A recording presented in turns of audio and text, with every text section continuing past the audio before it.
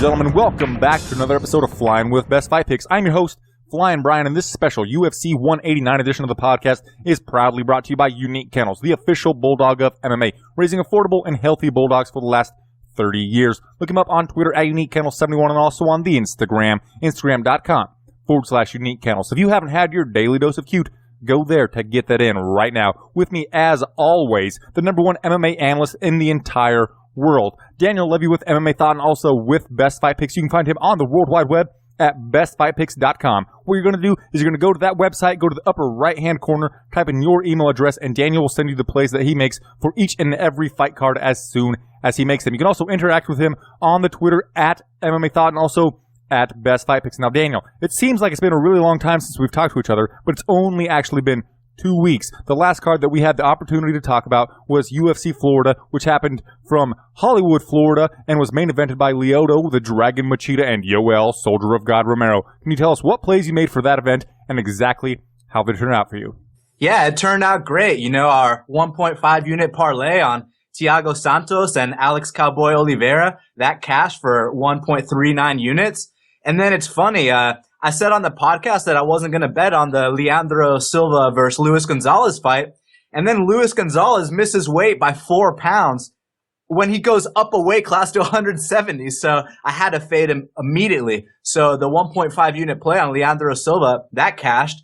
And then obviously Yoel Romero, that cashed in devastating fashion. You know, the only thing I regret was not waiting for a better line. You know, I got it at plus 150. I assumed that all the money was going to come in on Romero, considering Machida was coming back from that Rockhold fight. But all the money came in on Machida. But either way, finished the night plus 3.92 units.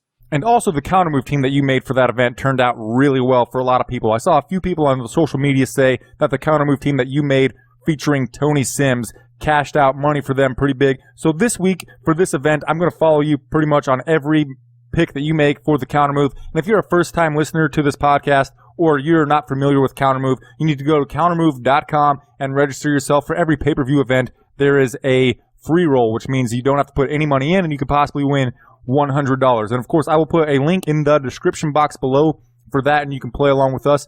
And also, I'll put some links in the description box below to play UFC Pick'em with us, because I'm over here telling you what I would put on my UFC Pick'em and also for the Kountermove, and Daniel is making the plays. And the first chance that we're going to get to make any money or put people on our Kountermove team for this event, it would begin on UFC Fight Pass at 7 p.m. Eastern, 4 p.m. Pacific time, with a fight between Yost Dennis, the Pink Panther Cedeno, and Cody, the Fist Fister. Yost Dennis Cedeno is 10-4 in his professional career, and Cody Fister is 12-3 with 1 draw. Currently, the odds have Yost Dennis Cedeno as the favorite at minus 205 and the comeback on Cody Fister at plus 173. Most of Cedeno's wins are by KO or TKO. He uses a ton of head movement and a lot of footwork as well. He has a black belt in karate, but he doesn't use a blitzing style that was made famous by Lyoto the Dragon Machida. He trains at a high-profile camp at the Black Zillions. Now, one bad thing is that his takedown defense is pretty suspect. Cody the Fist Fister, his professional victories are balanced between sub, KO, TKO, and decision. He uses a smothering style. His UFC debut, he lost via submission to James the Monsoon Muntasiri, but that submission stemmed from taking punishment in the striking department. It could have been because it was his UFC debut, but he looked very stiff in that fight. Unlike his opponent, Fister does not train at a very well-known gym. My personal opinion, I don't think that Cody the Fist Fister is UFC caliber, and I think Yost Dennis Cedeno either gets it done by KO or TKO or possibly a dominant decision. What do you got on this fight, Daniel?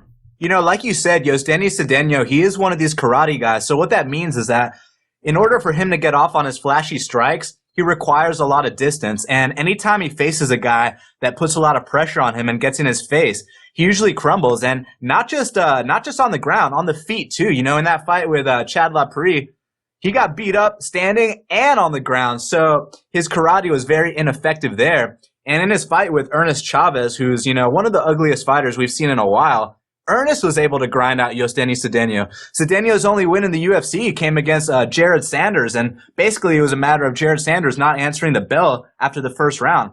Now, when you talk about Cody Fister, his biggest issue is his submission defense, but what he does really well is put a ton of pressure on fighters. So when you talk about this matchup, Yosdani Cedeno, he historically struggles with guys that put a lot of pressure on him. So Cody Pfister does have the style to beat Yosdani Cedeno. It's just, I'm not sure if he's going to be, technical enough to get the job done, but he does have that style. So I'm 100% not betting on this fight or putting either of them on my Kountermove team, but I'm just going to say that Pfister's going to win just because, he does have that pressure style that historically gives Yosdani Cedeno problems. But if Cedeno goes out there and stuffs the takedowns and knocks him out, I'm not going to be the least bit surprised. But from a betting perspective, you got to pass. So we're passing on a bet, and we're going to pass over to the second and last fight that's going to happen on UFC Fight Pass for this event. And we're going to have a flyweight fight between Neil Two-Tap Seery and Louis the Heartbreak Kid Smolka.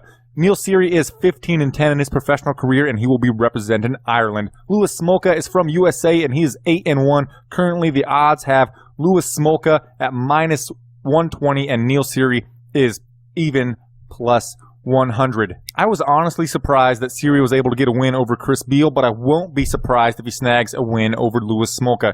Seery's style is a brawling and kind of grind you out sort of style. He does have a purple belt in Brazilian Jiu-Jitsu. He hasn't seemed like much of a finisher in his UFC career, but most of his professional victories are by finishes. Most of his losses are by submission, and this man is ultra durable. Now for Louis Smolka, most of his wins are by submission. His last fight, he was losing to Richie Vasulik before he landed a gorgeous piece of sweet chin music, which is why I called him the Heartbreak Kid.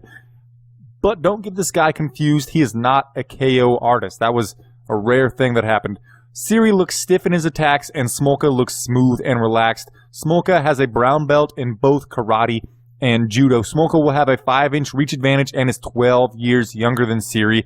This fight is really close, as you can tell by the line, but I'm going to favor Smolka by decision on my UFC Pick'em, basically because of that reach advantage and because of his youth advantage, and I would advise staying away from the Kountermove on this one. But what do you think about this fight, Daniel? Louis Smolka, he's one of these Hawaiian warriors, and he's actually really tall and long for the UFC flyweight division. He's 5'9". He's got a serious reach on him, and he actually cuts a ton of weight. I heard an interview with him where he was saying that, he usually cuts down from 150 pounds. That's 25 pounds to lose. And I saw him in Atlanta when he debuted against Alp Oskalic, and I saw him at the Fighter Hotel, and man, he was looking kind of out of it. So, but you know what? He came in the next day against Alp Oskalic, and the first round was kind of tough, but then that second round, he got that full mount, and he was able to grind out the victory. In his next fight against Chris Carriasso, it was almost like the same kind of fight, but this time, Chris Carriasso actually took the split decision. And then in his next fight against Richie Vasulik, Vasulik was grinding him out for the duration of the fight until the very end. And Louis Smolka, he landed a very nice sidekick to the chin and put Vasulik out to get the victory. So you can never count out a guy like Louis Smolka. Now, when you talk about Neil Seery, this guy's like a fine wine. He gets better with time. And, he's in his mid-30s, but when you talk about his overall game, his boxing is very technical. He's short and compact. And, he throws straight punches to the face. He'll mix it up to the body. He's got nice takedowns. And in the past, what's troubled him the most is the submission defense. But lately, he seemed to really patch it up. In his UFC debut, he goes in there against Brad Pickett. And Brad Pickett was a minus 1,000 favorite. And Neil Seery put up a serious fight all 3 rounds. A lot of people, it opened a lot of people's eyes. And then he goes out there. He dominates Phil Harris.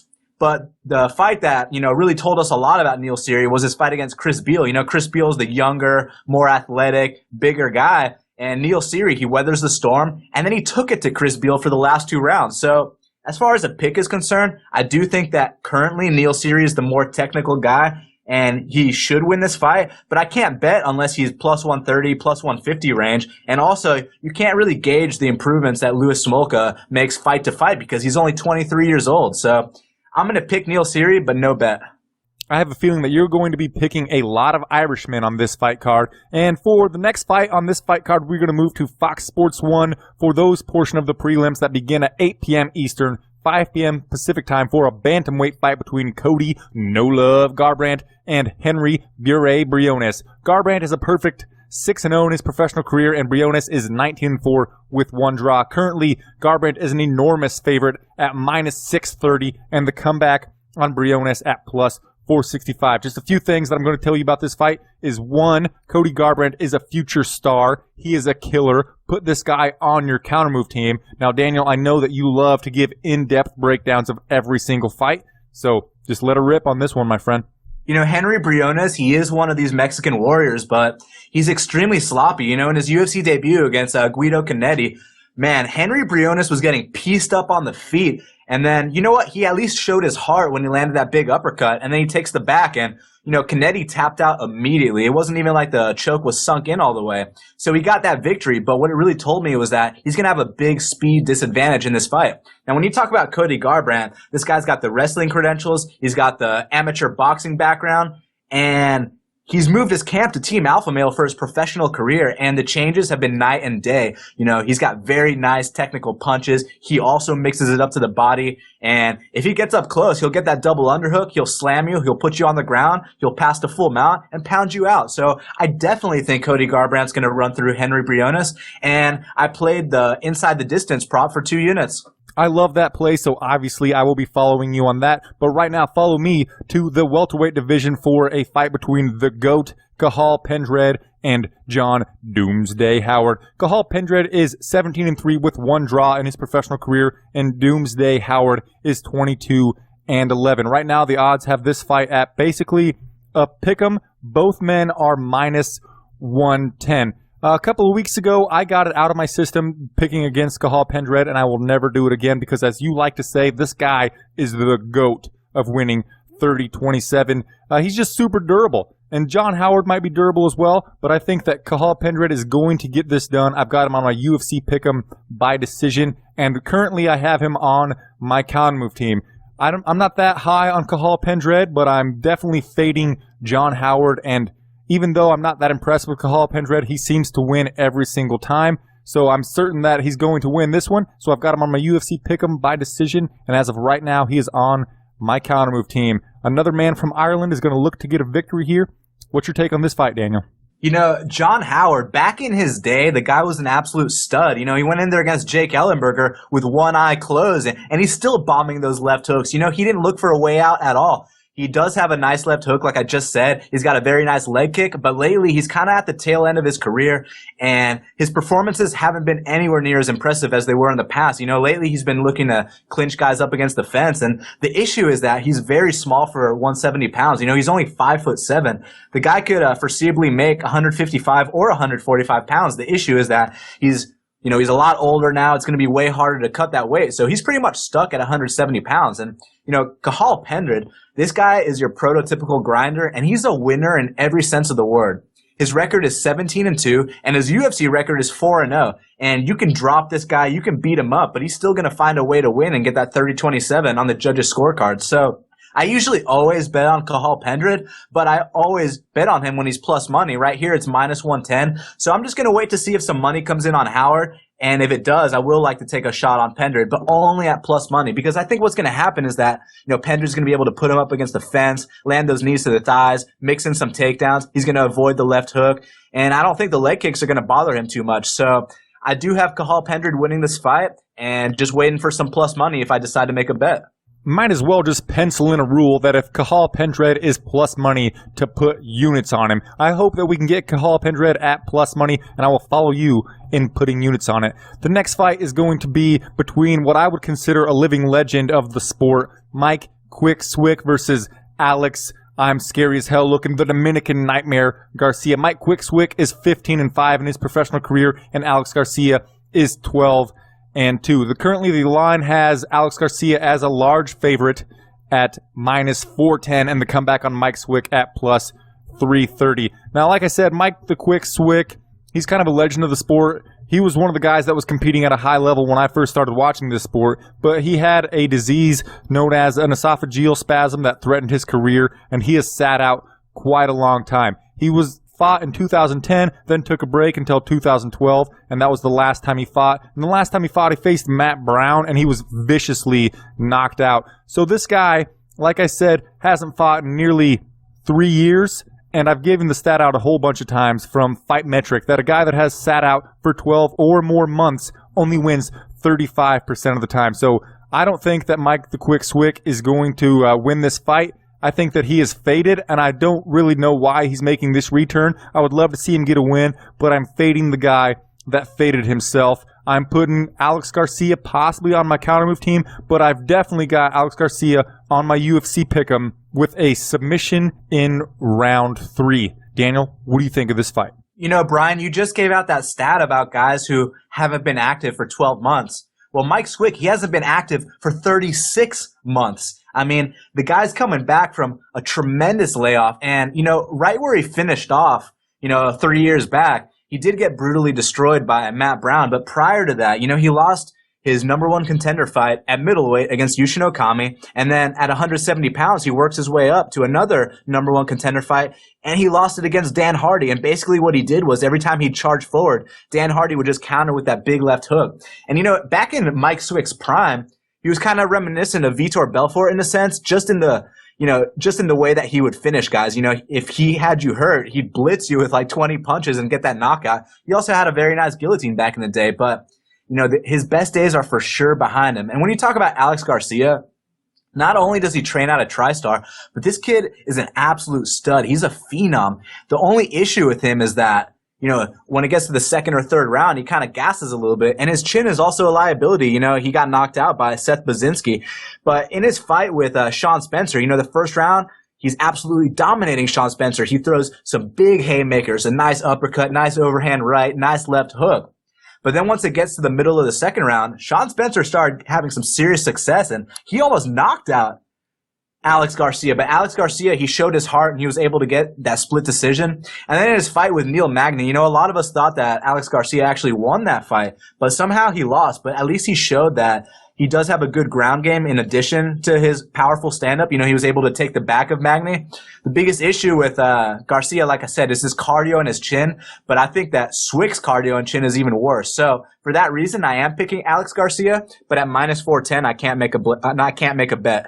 I also think that you're probably putting Alex Garcia on your Kountermove team, but I won't make you reveal that right now. We will do that at the end of the show. But right now, let's move on to another fight in the welterweight division. We've got Matt the Immortal Brown versus Tim the Dirty Bird Means. Matt Brown is 21-13 in his professional career, and Tim the Dirty Bird Means is 24-6 with 1 draw. Currently, the odds have Matt Brown as a favorite at minus 195, and the comeback on the Dirty Bird Means at plus 168. I'm putting a stamp on it right now. This fight is going to be fight of the night. Both of these guys are extremely exciting. Tim the Dirty Bird Means has some beautiful strikes. When he unleashes some violence, it is gorgeous. Matt Brown looks to make fights very ugly, dirty, and he's a killer. This guy is very durable, and he has a very dynamic striking attack.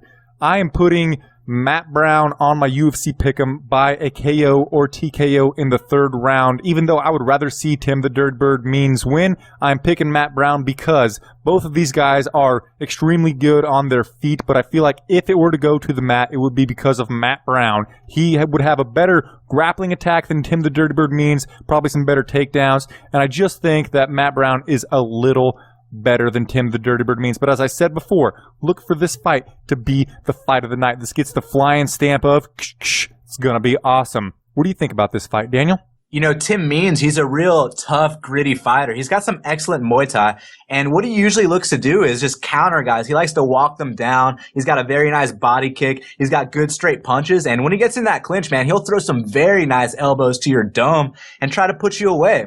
The biggest issue with Tim Means is not only is his wrestling defense, his takedown defense, it's not on point at all, but if you actually put some pressure on this guy, you can get him out of his game.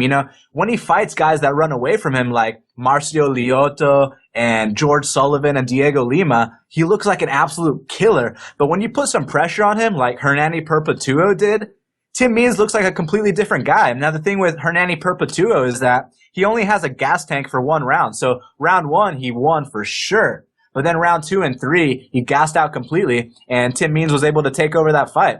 Now, when you talk about Matt Brown, he's not about to gas out. This guy's endurance is through the roof. He's got some serious cardio. He's got a high level of voluminous output. And the guy, statistically speaking, he's the most accurate striker in welterweight history. He's got the most knockdowns in welterweight history. And what I think is going to happen is he's going to walk down Tim Means, kind of like Hernani Perpetuo did, but he's not going to gas out. He's going to put some serious pressure on him. He's going to land shots to the face, shots to the body. He's going to get that tie clinch, land those elbows. And it's going to be real interesting when we see someone elbowing Tim Means, because Tim Means is usually the one elbowing people. But like I said, Matt Brown has so much more output than Tim Means. And if for some reason Tim Means can counter Matt Brown and hurt him on the feet, whether he mixes it up to the body, Matt Brown for sure can take this fight to the ground because his offensive wrestling has improved dramatically.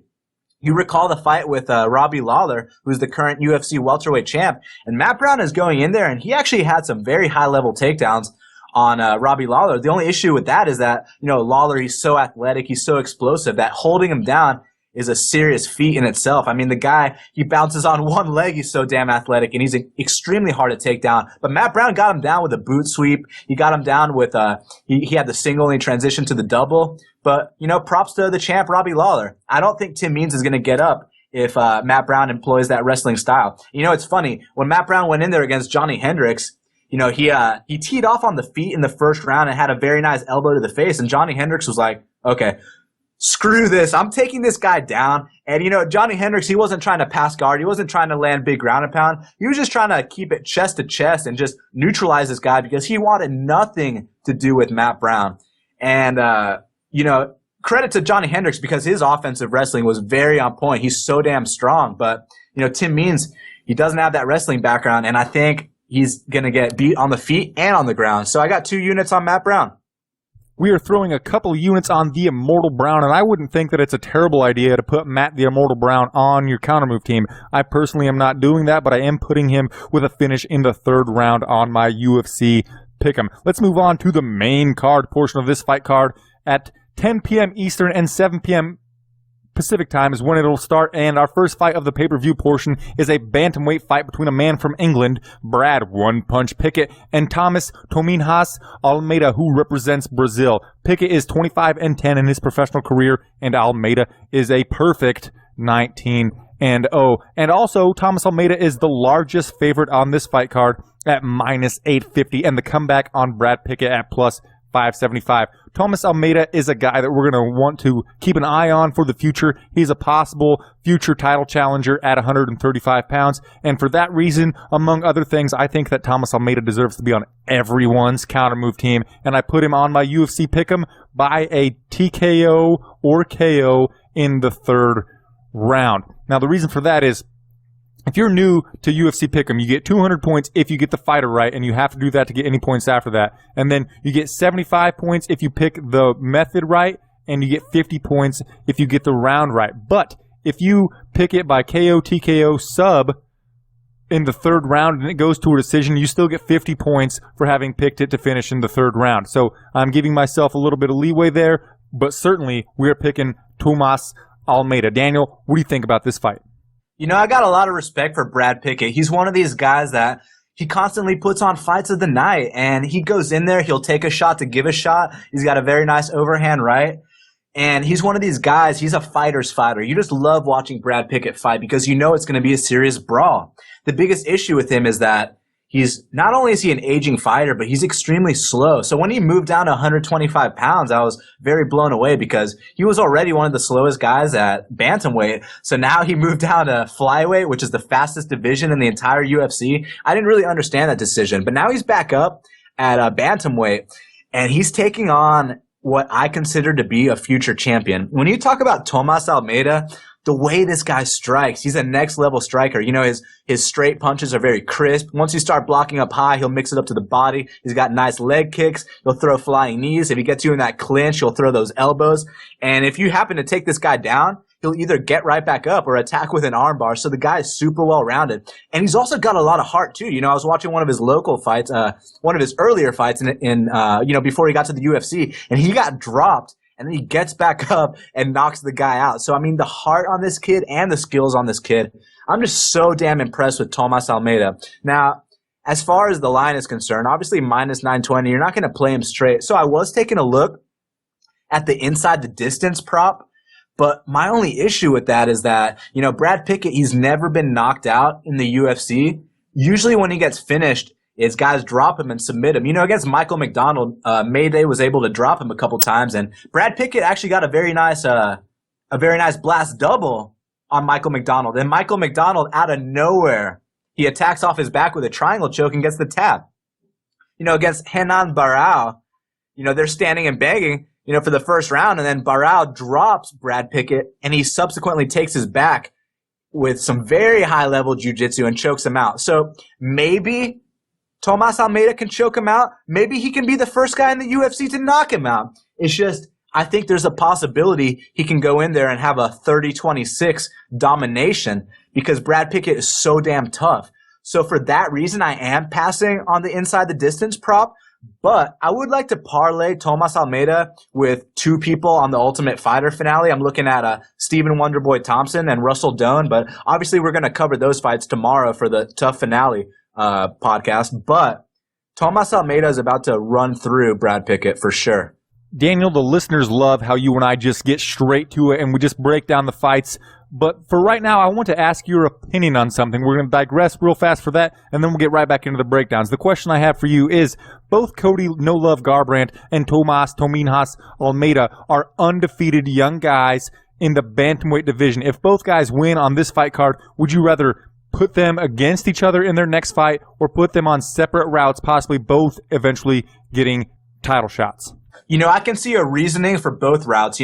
There's obviously, the argument that you want to protect them, let them work their way up, and, maybe they can meet for a number one contender spot. But if they were to be matched up, that'd be absolutely an incredible fight because when I watch the UFC, I want to see the best face the best. And a lot of people talk about, guys are protected. Conor McGregor's protected, even though he was scheduled to fight Jose Aldo. Now he's fighting Chad Mendes. But I don't really like it when guys are protected. I like to see the best face the best. And if Cody Garbrandt fought Tomas Almeida, I'd pick Tomas Almeida. I think, if you watch Cody Garbrandt's amateur career, he got laid out a couple times, man. And, he has gotten better since he joined Team Alpha Male. But Tomas Almeida, in my opinion, he's just that next generation. So, much respect to Garbrandt, but I don't really see too many people beating Tomas Almeida right now. We are definitely on the same page as that. I love to watch the best face the best as well. But from a casual fan perspective, I think that it would be great to have both of those guys go on separate routes, maybe increase their viewership a little bit before they were to get title shots, before they were to face each other even, because like I'm going to talk about for the main event tonight is I'm all about getting more eyes on my favorite sport. I'm assuming it's your favorite sport as well because you spend so much time with it, but in my opinion, mixed martial arts is the greatest sport in the world. So I would like to see both guys get a little more exposure and possibly bring more eyes into our favorite sport. Now, I do agree that I would rather see them face each other right now because I want to see the best fight the best, and why not eliminate, who's not the best? But down the road, maybe one guy would be better than the other. You said that you would pick Tomas Almeida. Maybe Cody Garbrandt goes on a Donald the Cowboy Cerrone type of run, gets lots of fights, and improves a whole bunch. We don't know. But right now, let's move into the next fight of the night. We've got a guy that never ever changes his facial expression and has the worst nickname in all of mixed martial arts. Gunny Nelson faces Brandon Ruckus Thatch. Gunnar Nelson is 13-1 with one draw in his professional career, and Brandon Ruckus Thatch is 11-2. Right now, Brandon Ruckus Thatch is the favorite at -175, and Gunnar Nelson is +155. I feel like both of these guys are pretty good on their feet. Brandon Thatch would have a striking advantage in this fight, but I feel like that Gunnar Nelson is going to get it to the ground, and Gunnar Nelson has superior grappling than Brandon Thatch, as Benson Henderson helped us see in Brandon Ruckus Thatch's last fight. Now, of course, Benson Henderson was a smaller guy coming up to face Brandon Thatch, and of course, Benson Henderson is known for his cardio, and it was a 5-round fight, which really helped Benson Henderson in that, but I just don't think that Brandon Thatch is going to be able to overcome Gunnar Nelson's superior grappling. I've got Gunnar Nelson on my Kountermove team with a submission in the third for the same reason in the third round that I said for the last fight. I would not put either of these guys on your Kountermove team because I'm not that sure that Nelson is going to win. I'm not that sure that Thatch would win either. So avoid the Kountermove on this one. We might see a decision here. But what do you think about this fight, Daniel? Brandon Thatch, he's a very dangerous striker, and he's very tall and long for that weight class. He has nice long-range strikes. He's got a good jab, good straight right, good push kicks. But once you get up close with this guy, his knees are absolutely devastating. So on the feet, he's a very high-level striker, nice head movement, but on the ground, he's a total novice. And I also question his fight IQ a little bit. In that fight with Benson Henderson, the first round, he's throwing Benson Henderson around. He's got a nice boot sweep, and he's landing big kicks. And it almost seemed like he could have put Benson Henderson away. And then he lands one of those boot sweeps, and Benson's hair kind of got messed up. And, Brandon Thatch starts giving him double high fives, and he gives him a hug. And to me, that's a sign of weakness. That's a mental lapse. You're not supposed to be trying to be friends with your opponent. You're supposed to try to take him out. So that's a big red flag on Brandon Thatch. And not to mention how easily he gave up that back against Benson Henderson. And then, he wasn't even showing his, the proper Brazilian Jiu-Jitsu defense for the Mata-Leon, the rear naked choke. He wasn't fighting the hands at all. And he just basically, gave up that back easily and looked like a fish out of water. Now, when you talk about Gunny Nelson, man, on the feet, he's got a karate style. He is a bit inactive at times, but when he does decide to strike, he usually lands. In that first round against Rick Story, he was basically landing at will, and he had a very nice inside trip against the tough wrestler in Story, and he got him down to the ground. But in the second round, he kind of gassed out a little bit, and Rick Story went ahead and, he won the fight. So props to Rick Story. He was the better man that night. And I think Gunny Nelson, he's probably learned some lessons from that fight. And it's interesting because he could totally fight at 155 pounds, but he's one of these guys that he really favors skill over size. And, I really respect that. So what I think is going to happen is that on the feet, Brandon Thatch should have the edge, but, Gunnar Nelson, he's going to, catch one of those knees, get a single leg, or probably get an inside trip. And as soon as it hits the ground, Brandon Thatch is in huge trouble because Gunnar Nelson has some serious grappling accolades. Obviously he won the gold medal in the Pan Ams, but he also won the silver medal in the Pan Ams in the absolute division. And if you know about the absolute division, you know that there's no weight class. So, he's a little guy taking on heavyweights. And if you recall Damian Maia, who's one of the best Brazilian Jiu-Jitsu practitioners of all time in the UFC, that guy beat Gabriel Napao Gonzaga, a heavyweight in the absolute division. So what Gunnar Nelson's doing is reminiscent of Damian Maia. And I think, it's going to be a interesting fight for the first round, but as soon as Gunnar Nelson gets to the ground, it's going to be over. So as far as a bet's concerned, for this one specifically, I'm just waiting for the weigh-ins. I want to see what's going to happen with the line. And it's going to be interesting because there's going to be a serious size difference, but I do favor the skill here. And here's the thing. So Brandon Thatch is amazing on the feet, and Gunnar Nelson is decent on the feet. Brandon Thatch is a total novice on the ground, and Gunnar Nelson is an expert on the ground. So, when you take both of those factors into consideration, I got to go with Gunny Nelson here. So as we frequently do, we're going to want to keep an eye on you on the social media at Best Fight Picks and also possibly at MMA Thought, or check bestfightpicks.com to see if you make that play on Gunnar Nelson after the weigh-ins. Our next fight is another one that has fight of the night potential. We've got Dennis the Menace Bermudez and Jeremy Lil Heathen Stevens. Bermudez is 15-4 in his professional career, and Jeremy Stevens is 23-11. Currently, the odds have Bermudez at -210 and Jeremy Stevens at +175. I saw on social media recently that a lot of people think Bermudez does not have much of a chin, as he has been dropped quite a few times in his UFC career, and Jeremy Stevens is very heavy-handed. And for that reason, those two reasons right there, I have put Jeremy Stevens on my UFC Pick'em by KO in the second round. Why did I pick second round? I don't know. I guess I was just clicking around, and that's where it seemed to land. And I'm also putting Jeremy Lil Heathen Stevens on my Kountermove team. I'm basically fading Dennis the Menace Bermudez's chin. Daniel, let her rip on this one, my friend. When Dennis Bermudez was on that season of The Ultimate Fighter, I was very impressed with him, and I thought he could for sure be a big prospect in the UFC featherweight division. And now he's a top 10 guy. And, he put together that 7-fight win streak. But when you look at it closely, a couple of those decisions were super controversial. Now, as a gambling man, you got to understand that controversial decisions are going to happen. So you can't blame anyone, if you lose a bet because of bad judging. That's just how it goes from time to time. But let's talk about this fight specifically. That fight with Matt Grice, I scored it for Grice. That fight with Max Holloway, I scored it for Holloway. Now, let's say that, Bermudez won those fights fair and square. I have another bone to pick with him. His chin is just not that good. Tommy Hayden dropped him with a knee. Ricardo Lamas dropped him with a jab. Max Holloway dropped him with a spinning kick. And he's also been dropped a couple other times. Matt Grice dropped him, obviously. But you got to give credit to Dennis Bermudez because he gets back up and he wins the fights, except the Lamas one. But yeah, man, he's got some serious heart. He's got a good pace.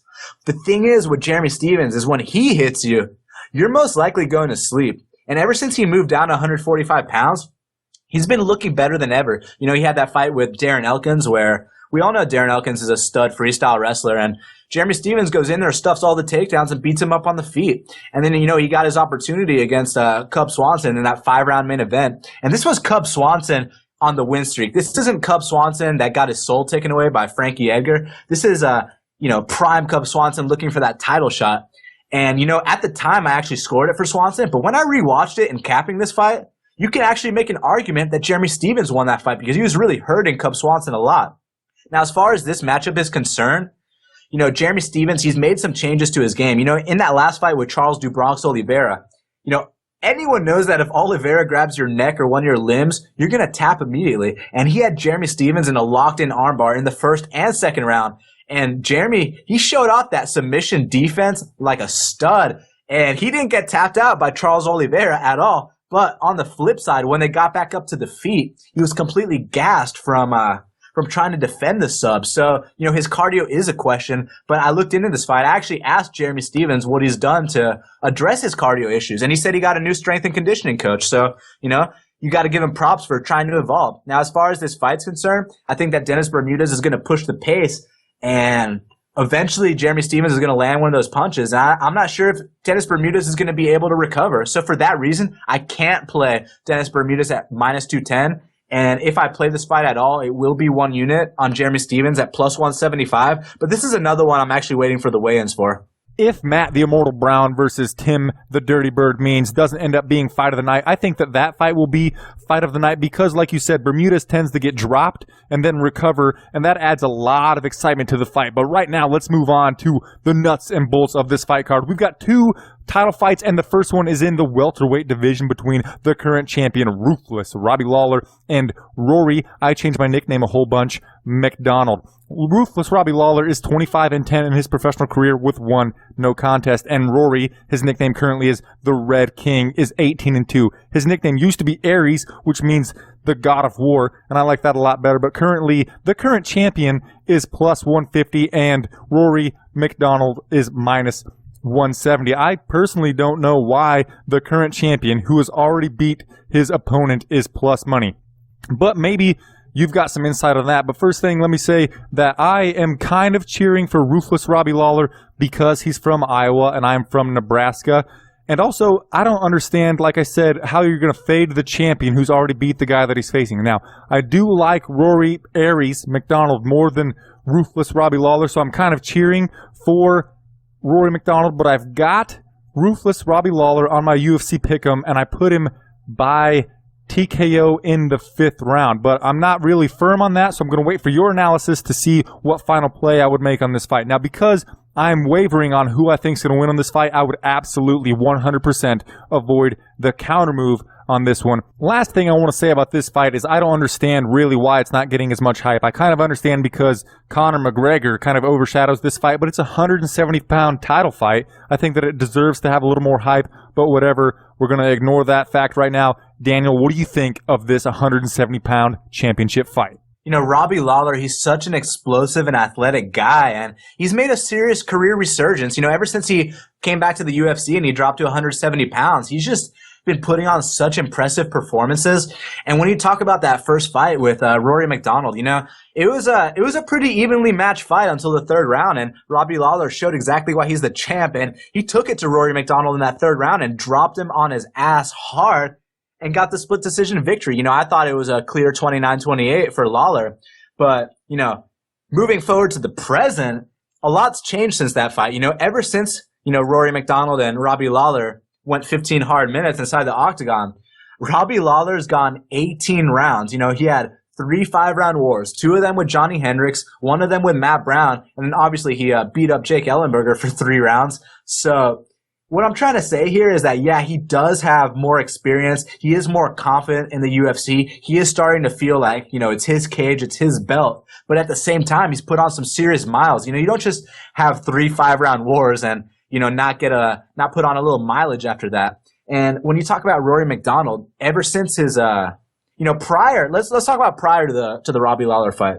I feel like Rory McDonald was kind of getting a little complacent and comfortable because think about this. When you're 22, 23 years old and you're getting 6-figure checks after every single fight, you're getting a free car, from your sponsor after every single fight, it's probably pretty hard to get up and get motivated because you're that young and you have the world at your fingertips.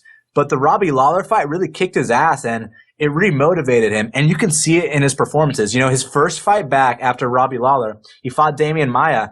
And Damian Maia took him down in the first round and full mounted him. And anyone knows that if Damian Maia full mounts you, you're in big trouble. But Rory showed some serious composure. He showed some very good butterfly hooks. He retained that guard. And in that second and third round, he absolutely destroyed Damian Maia. He made Damian Maia look like the walking mummy. And then he goes in there against Tyron Woodley. And, this is an interesting fight because it actually kind of reminds me of the main event between Mendes and McGregor. Tyron Woodley, he's the short, stocky wrestler. He's got the big, explosive overhand right. He's got that blast double. And, Rory McDonald, he doesn't have a wrestling background at all. Not only did Rory McDonald absolutely destroy Tyron Woodley on the feet and completely freeze him up, he took Tyron Woodley down. No one's ever taken Tyron Woodley down. And that just goes to show that MMA grappling and pure wrestling are two totally different things.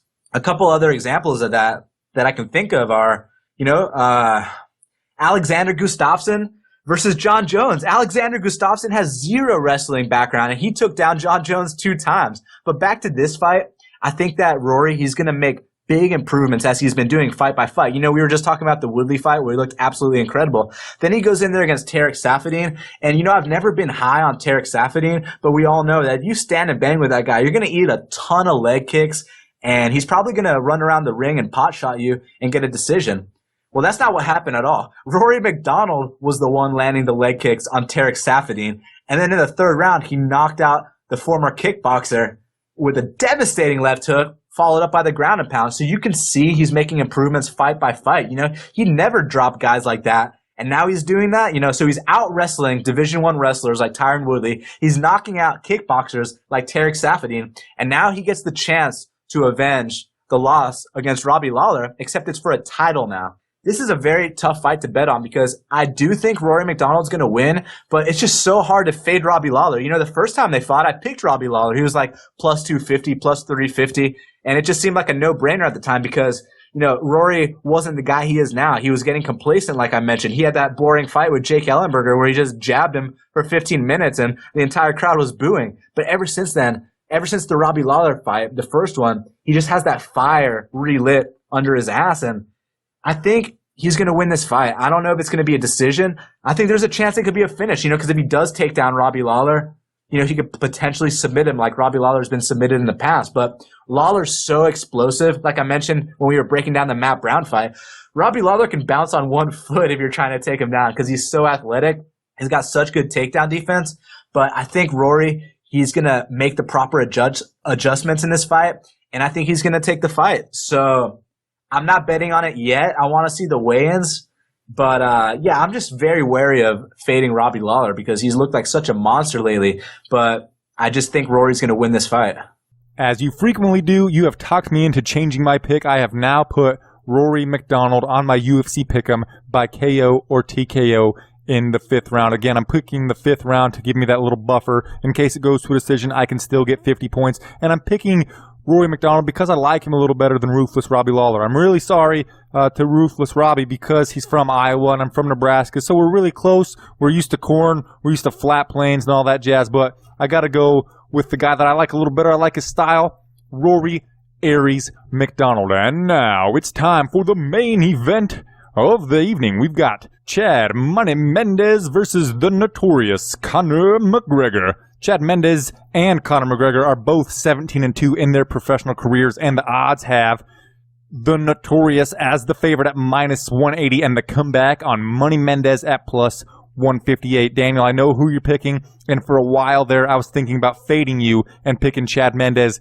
instead, because Chad Mendes is a very high-level wrestler, and Conor McGregor has famously never fought a wrestler, and Chad Mendes is coming in on just 11 days' notice, so Conor McGregor has not been able to prepare for him. Now, for those reasons why I was going to pick Chad Mendes, now for a couple of reasons why I want to pick Conor McGregor instead, is because, one, I feel like he is way better for the casual fan. This week alone, I have had at least 4 or 5 of my friends that don't even like fighting that have texted me and asked me who I thought was going to win between Mendes and McGregor, because McGregor reaches the casual fan, or not even fans at all, more than any other fighter ever has, probably. Maybe Chael Sonnen, maybe Anderson the Spider Silva, but McGregor has the air about him, like Floyd, Money Mayweather, and like the Patriots, that you love to hate them. You tune in to watch them fight or to play, if you're familiar with American football. You tune in to watch them because you want to see them lose. My girlfriend said that she wants to watch this fight because she hates Conor McGregor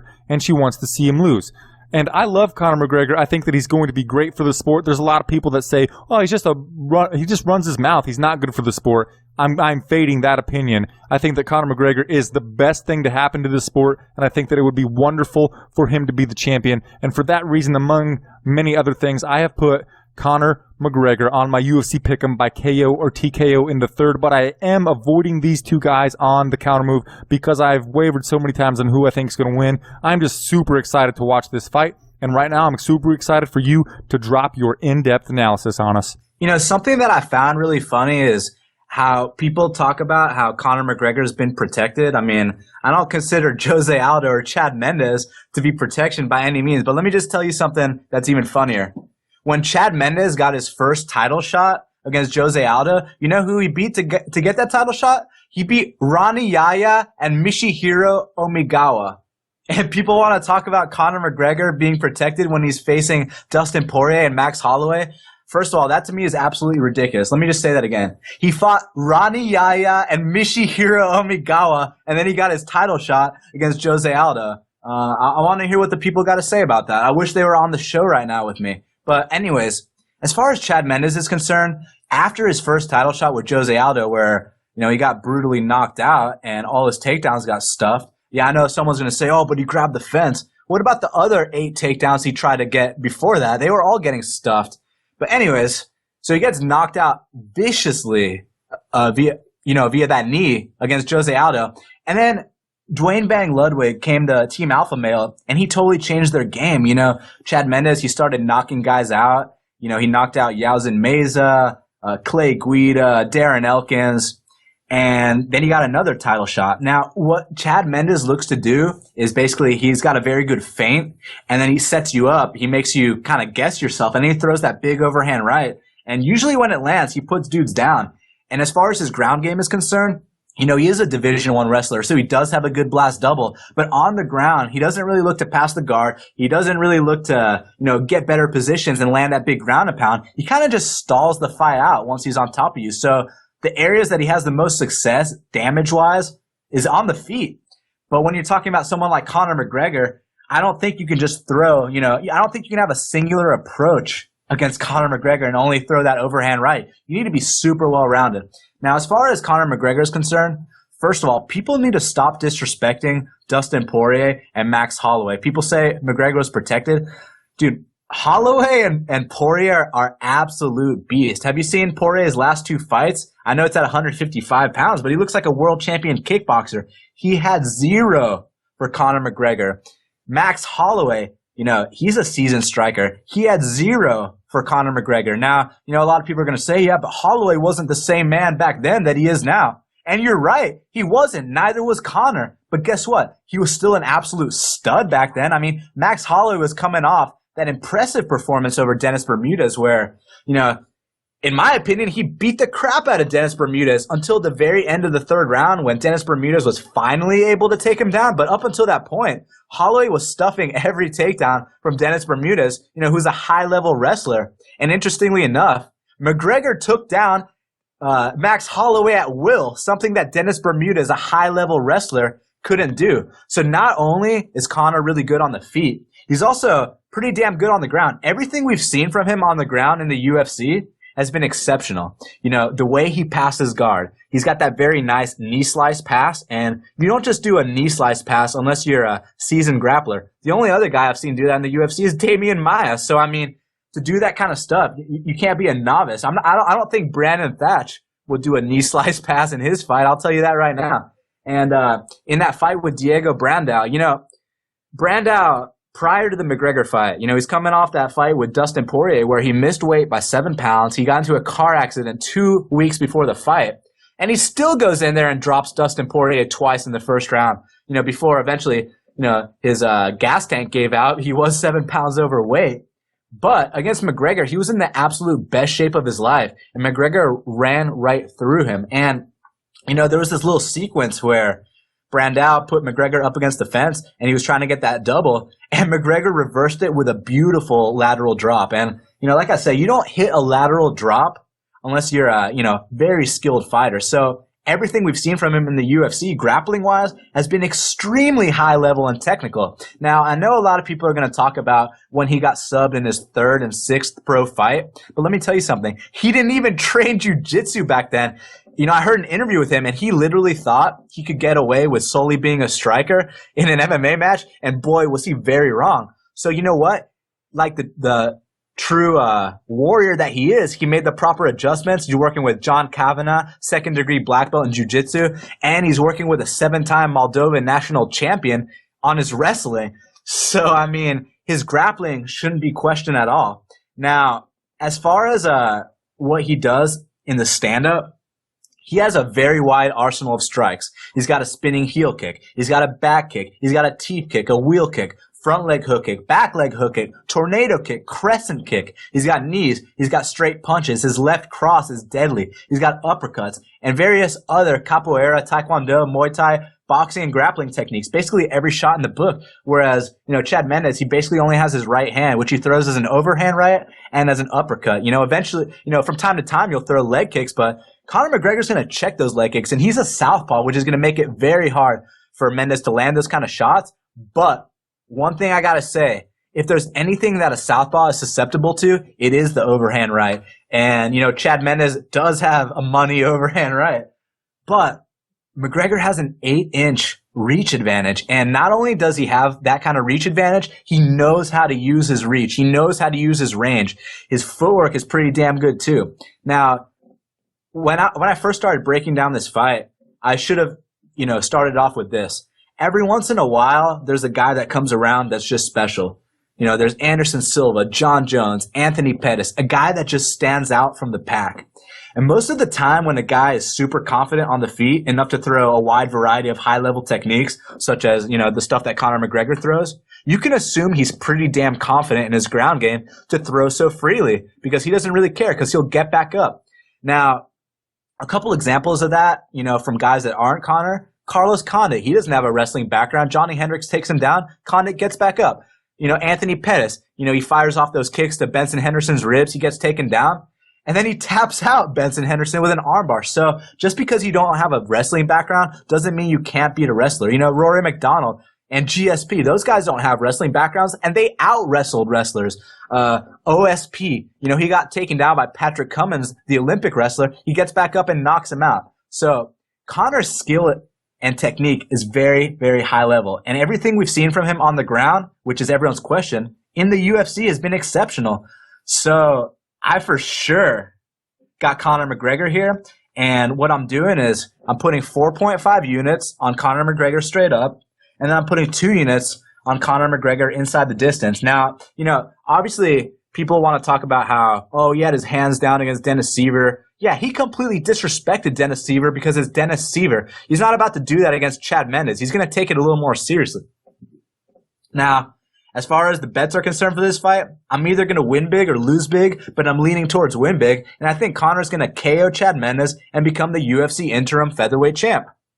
So we're putting our balls on the table and putting a total of 6.5 units on the notorious Conor McGregor. Now, Daniel, I feel like you missed something in that expert analysis there. No disrespect, but on July the 2nd, you tweeted, what do Matt Hughes, Anderson Silva, George St-Pierre, and Jose Aldo all have in common? And you said that you would tell us on this here podcast. So could you let us know about that? Thank you for reminding me. All right. Audience, what do Matt Hughes, Anderson Silva, Jose Aldo, GSP, what do all these guys have in common? They were all submitted early in their career. But specifically, what does Matt Hughes have in common with Conor McGregor? He was submitted twice in under a minute early on in his career, and then he goes on to become UFC champion. Anderson Silva, he got submitted twice early in his career with a mounted triangle and with that flying scissor heel hook. So these are some of the greatest fighters of all time. Chuck Liddell got submitted by Jeremy Horn back in the day. So just because guys got submitted back before they were what they are now, doesn't mean that they're not going to become champions. And I absolutely believe Conor McGregor is going to become the champion. I think he's got a lot more to offer than Chad Mendes. And another thing, I think, Chad Mendes the other day, he was sending, these cute tweets in Portuguese to the man that derailed his dreams, Jose Aldo. To me, that's a sign of weakness. That's a sign that Conor is clearly in his head. Like, why would you be tweeting the guy, in Portuguese that derailed your dreams? Why are you trying to be buddy-buddy? I understand sportsmanship. After the fight, you shake the guy's hand, you give him a hug, and then you go your separate ways. But, what he's doing now, like Conor McGregor said, it's a bitch move. And I truly believe that. I think that's a sign of weakness. I think McGregor's in his head. And it's funny because the fight's only been around for two weeks, Imagine if Mendes had a full training camp and he had to do a press tour with McGregor, then he'd be totally mentally screwed. But right now, I think, it's still bad enough. And I think there's a reason they didn't have a stare down today at the press conference. I think it has something to do with that, man. I think they didn't want to see another John Jones versus DC brawl, but that's all speculation. But back to, I keep getting off topic here, but 4.5 units on McGregor straight and 2 units on McGregor inside the distance. Let's get it. That right there is another reason why I'm picking Conor McGregor. Anytime a fighter has something in common with my favorite fighter, Anderson the Spider Silva, I'm pretty sure that I have to pick them. It's pretty much a rule. We've almost reached the end of the show and time for you to unveil your Kountermove team, which everyone is clamoring about. But first, can you summarize all of the plays that we are making for this fight card, UFC 189? Okay, so far, these are the confirmed bets. 4.5 units on Conor McGregor, 2 units on Conor McGregor inside the distance, 2 units on Matt Brown, and 2 units on Cody Garbrandt inside the distance. Those are good to go. Go ahead and book them. Now, as far as, checking out the weigh-ins to make additional plays, I am eyeing 1 unit on Gunnar Nelson and Jeremy Stevens, and then potentially 2 units on Rory MacDonald. But like I said, those 3 bets depend on the weigh-ins. But the other 4 I gave you are good to go. And so for the plays that are not yet good to go, we're going to follow you on the Twitter at BestFightPicks or also at MMA Thought, and we're going to check out bestfightpicks.com. Remember, go to the upper right-hand side, put in your email address, and Daniel will send you his plays as soon as he makes them. You can also follow me on the Twitter if you want, and I'll tell you what's going on with that. I am at Flyin MMA. If you didn't know that already, you probably did. Thank you so much for following me already. So now it's time to get to the Kountermove teams. I'm going to let you go ahead and go first, Daniel. What do you got for us? I got Jeremy Lil Heathen Stevens, Conor the Notorious McGregor, Alex the Dominican Nightmare Garcia, Tomas Tomasinho Almeida, and Cody No Love Garbrandt. Wait. Did you just say that you've got Cody No Love Garbrandt, Thomas Almeida, Alex Garcia, Jeremy Stevens, and Conor McGregor? Yes, sir. Wow, I've almost got the same exact team except for I switched one Irishman. I've got Jeremy Little Heathen Stevens, Alex the Dominican Nightmare Garcia, Tomas Tominhas Almeida, Cody, I'm showing him some love, Garbrandt, and I've got Cathal Pendred instead of the notorious Conor McGregor because I said before, I'm avoiding that main event. But because I faded you last time with Steve the Creepy Whistle Montgomery and that did not work out for me, I'm going to be making my team the same exact team as yours. I'm going to switch Cathal Pendred for the notorious Conor McGregor on every game except for the one that we play against each other. For the one that we're playing against each other, I will leave Cathal and not put Conor McGregor on it. But for all of them that I'm in on for money, I am putting the notorious because I'm following you because you're way better at this than I am. Of course, as I said before, I'm going to put a link in the description box below for people to play Kountermove with us. I've also put a link in the description box below for us to play UFC Pick'em together. My Pick'em name is the Flyin Squad, and yours is Think MMA. Am I right? Yeah, Think MMA. It's for MMA Thought. If you have any trouble at all joining those games, send me a tweet, and I will be more than willing to help you out to get into those games with us because I want as many people as possible playing these games. The more, the merrier. Daniel, we're at the end of the show. Time for the shout-outs. First of all, I want to thank the Cage Cash guys, Nate Miller and Joey G. They just had me on the show, and we had an absolute blast. So you guys can check that out on the MMAReport.com or on SoundCloud, on iTunes. Just type in Cage Cash and go check that out. It's a very, very good episode. It's like 2 hours and a half of us just, breaking down the entire Mendes-McGregor fight, the Ellenberger versus Wonderboy fight. So we had a lot of fun on there. And then I'm actually starting a new roundtable every fight week, the day before the fight. It's called Half the Battle, and it's going to be a video roundtable. So you're going to get to check that on YouTube. And tomorrow's guests are James Lynch and my boy MMA State of Mind. So I want to thank them so much for coming on the show. And Brian, we got to get you on the show sometime, man. We're going to do it every Friday. I would love to try to make that happen, Daniel, but I basically hardly even have time for this podcast right here. I know that my analysis of the fights is not quite up to par. I would never be on your level anyway, with no matter how much effort I were to put into it, but I'm working 2 jobs and I'm struggling to fit this podcast in. I really appreciate the offer to come on. I will try to fill that in sometime. Now, for my shout-outs, I got to thank you, Daniel. Thank you so much for helping me out with this podcast. Number 2, thank you so much for the listeners for listening each and every week. And if this was your first time listening, thank you so much for making it to this point in the podcast. And my number 1 shout-out each and every week is to Unique Kennels, the official bulldog of MMA. He's been raising affordable and healthy bulldogs for the last 30 years. Look him up on Twitter at Unique Kennels 71 and also on the Instagram, instagram.com/Unique Kennels. I've already had my daily dose of cute. Why haven't you got yours yet? Go there to get that in right now. Yeah, and one more thing, I also want to thank Jamie Skipper from Unique Kennels. He took me and Sam, the other member of Best Fight Picks, the guy that handles everything digital, the website and the mailing list. He took us both out to the local fights last week, and we had an absolute blast. He's a great guy. It was awesome to meet him. So shout out to you, Jamie. Jamie Skipper is absolutely one of the driving forces behind podcasts such as this, or shows like the MMA Made Show. I'm pretty sure he sponsors them. I'm pretty sure that he sponsors the Stand and Bang podcast. The guy is absolutely phenomenal. Please follow him. Please support him. And that's pretty much a wrap. I'll see you next time, Daniel. We'll be recording tomorrow for the Tough 21 finale. Later, man. See you, Brian. Namaste.